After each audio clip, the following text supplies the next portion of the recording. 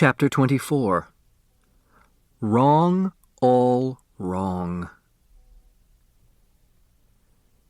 Grace Wexler clung unsteadily to Mr. Who's arm. "Where are we going?" "Who knows?" Who replied. "We didn't even pass go." Partner sat with partner at the long library table, moaning with impatience as Ed Plum opened another envelope, removed a tagged key, tried to unlock the top right-hand desk drawer, reread the tag, unlocked the upper left-hand drawer, and found the next document. 15th. Wrong. All answers are wrong. "What?" Sidel Pulaski cried. I repeat, wrong. All answers are wrong. Partnerships are canceled. You are on your own. Alone. The lawyer will leave and return with the authorities at the appointed time. And time is running out. Hurry. Find the name before the one who took my life takes another. Remember, it's not what you have, it's what you don't have that counts. Madam Who knew from the shifting eyes that a bad person was in the room. She was the bad person. They would find out soon.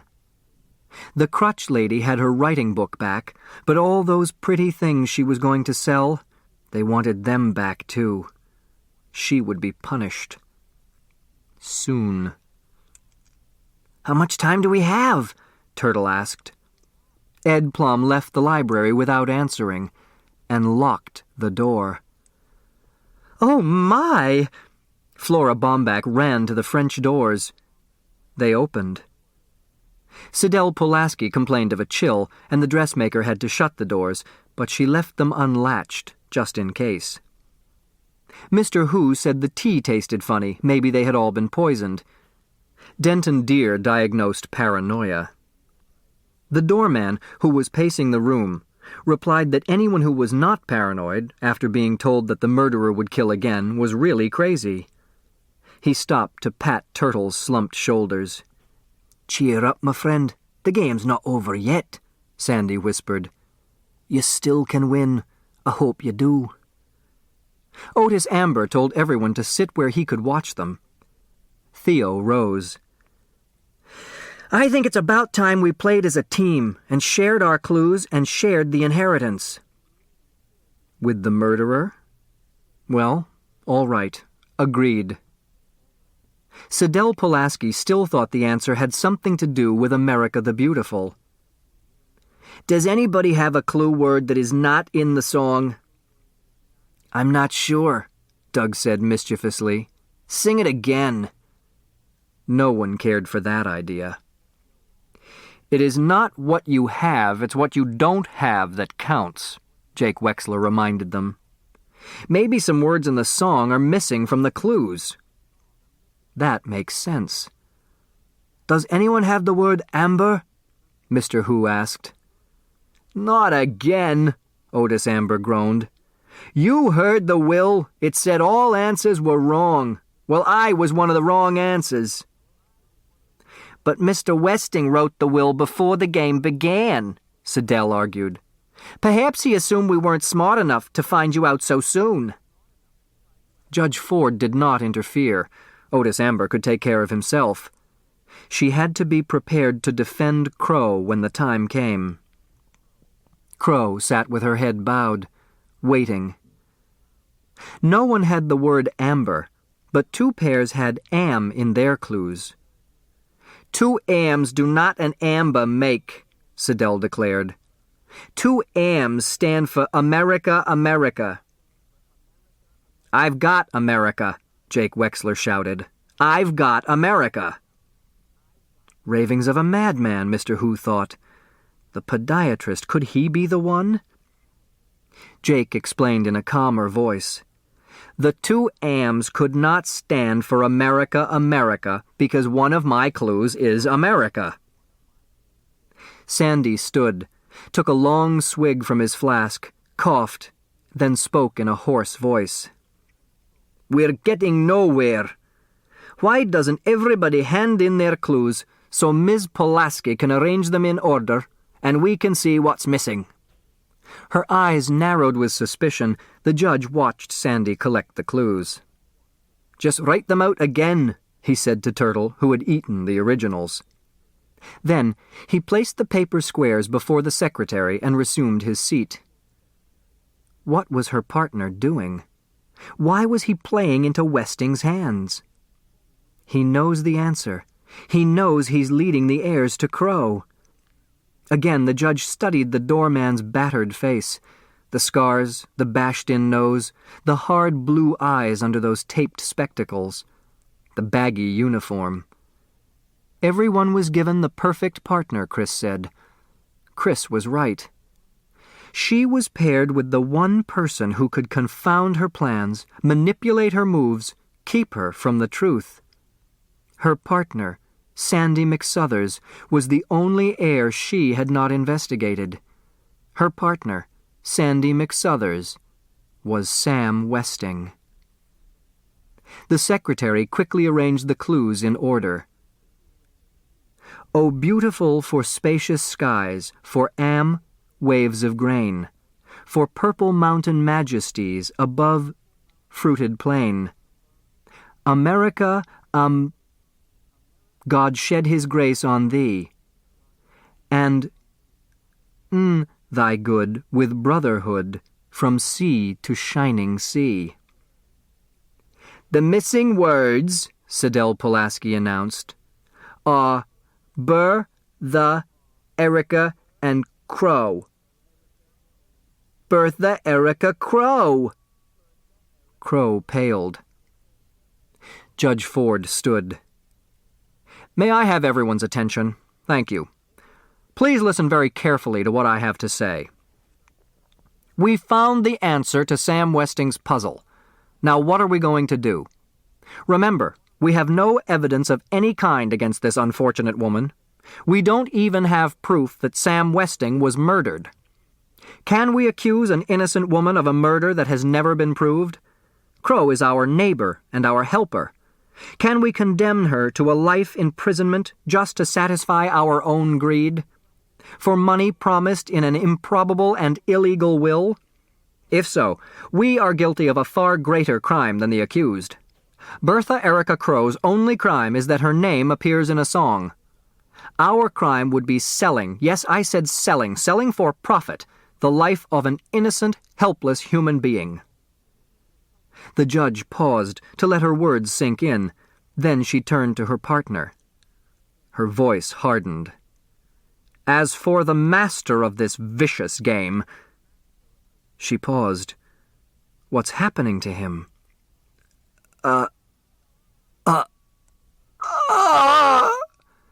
Sandy's hand flew to his throat. He struggled to his feet, red-faced and gasping, and crashed to the floor in eye-bulging agony. Jake Wexler and Denton Deere hurried to his aid. Theo pounded on the door, shouting for help. Ed Plum unlocked the door, and two strange men rushed past him. One, carrying a doctor's bag, quickly limped on crooked legs to the side of the writhing doorman. "I'm Dr. Sykes. Everyone, please, move away." The heirs heard a low groan, then a rasping rattle, then nothing. "Sandy! Sandy!" Turtle screamed, pushing through the restraining hands. She looked down on the doorman sprawled at her feet. His face was twisted in rigid pain. His mouth gaped over the chipped front tooth. The taped glasses had fallen from his blue eyes that were locked in an unseeing stare. Suddenly, his body straightened in one last violent twitch. His right eye closed, then opened again, and Sandy moved no more. "He's dead," Dr. Sykes said, gently turning her away. "Dead?" Judge Ford repeated numbly. How could she have been so wrong? So very wrong? A sob tore through Turtle's soul as she ran to Baba's comforting arms. Baba, I don't want to play anymore." The second stranger, the sheriff of Westing County, herded them back to the game room. Without thinking, the heirs seated themselves at the assigned tables. Turtle sat quietly. It was Flora Bomback's turn to weep. Crow waited. Only the throbbing veins in her tightly clasped hands told of her torment. "Excuse me, sir," Ed Plum said. "I realize this may seem inappropriate, but according to Samuel W. Westing's will, I must read another document on the hour." The sheriff checked his watch. What kind of a madhouse is this? And there's something mighty fishy about this cocky kid lawyer calling in the middle of dinner insisting that I hurry right over. That was half an hour before anybody died. "Go ahead," he grumbled. Plum cleared his throat 3 times under the sheriff's suspicious glare. 16th. I, Samuel W. Westing, of Westingtown, born Sam Windy Windclopple of Watertown — I had to change my name for business purposes. After all, who would buy a product called Windclopple's Toilet Tissues, would you? — do hereby declare that if no one wins, this will is null and void. So hurry, hurry, hurry, step right up and collect your prize. The lawyer will count off 5 minutes. Good luck, and a happy 4th of July. Windclopple. Did someone say Windclopple? Grace Wexler slurred. "I knew Westing wasn't an immigrant's name," Sidel Pulaski said. "I knew it." The man was insane, Denton Deere diagnosed. Shh! They were struggling with their conscience. Millions and millions of dollars just for naming her name. 1 minute is up. The heirs stared at the answer. Bertha Erica Crow. A religious fanatic, maybe even crazy, but a murderer? They had no evidence that Westing was murdered. The judge said so. Crow waited. She had not suffered enough for her sins. Her penance was yet to begin. 2 minutes are up. $200 million, Turtle thought. But who gets it? The last part the lawyer read wasn't very businesslike. Besides, she could never peach on anybody, not even Crow. Who cares about anything anyhow? Sandy is dead. Sandy was her friend. Now she'll never see him again. Ever. Judge Ford tried not to look at the empty chair at her table, McSuther's chair. Her one concern was the safety of Crow. The judge watched the heirs and waited. Crow waited. 3 minutes are up. Westing wasn't murdered. The judge said so. But what about Sandy? He was drinking from the flask Crow filled, and he died choking. Poison? Crow felt the eyes on her. The hating eyes.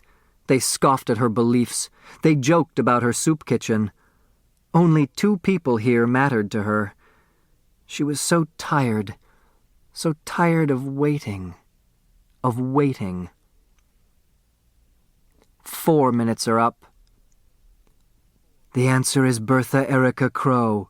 "No!" Angela cried. "No, no!" "She's crazy!" Otis Amber shouted. "She don't know what she's saying." "Yes, I do, Otis," Crow said flatly and repeated her statement. "The answer is Bertha Erica Crow." She rose and turned to the confused lawyer. "I am Bertha Erica Crow. I am the answer, and I am the winner. I give half of my inheritance to Otis Amber to be used for the Good Salvation Soup Kitchen. I give the rest of the money to Angela." This ends Disc 5.